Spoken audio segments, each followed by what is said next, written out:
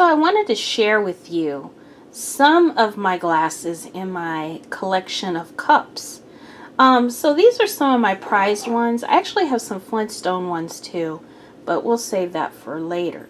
But, you know, these are some of my really special ones. First off, I have a pair of glasses from the days when train travel was extra special, even though it's still special. There was just something about it. So the Pioneer is actually a train route that has since been retired. And I took that train route a long time ago. It was back in 1991. And they would give you these souvenir glasses when you rode the train. And so I have a set of them. And so that's my first thing, Pioneer glasses. And I love because it's like little ropes right here. Alright, and then my next one is a holiday glass from Arby's, believe it or not. And, oh, this one's really tall. So let me bend it down so you can see it.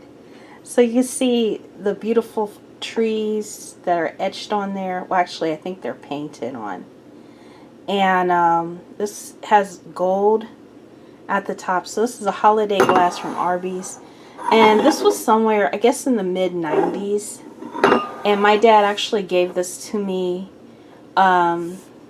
when I was actually in college. So that was late 90s, early 2000s.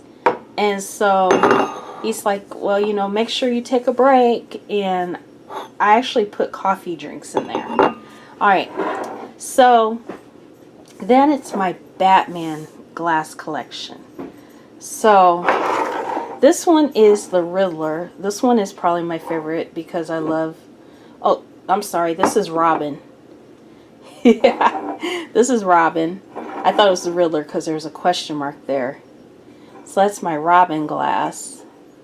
And actually the camera can see better than I can because of the way the lighting is. Alright, and so then the next one... Now this one is the Riddler.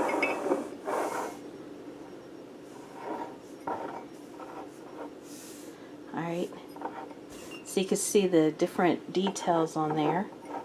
Alright, then the next one, this is Two-Faced.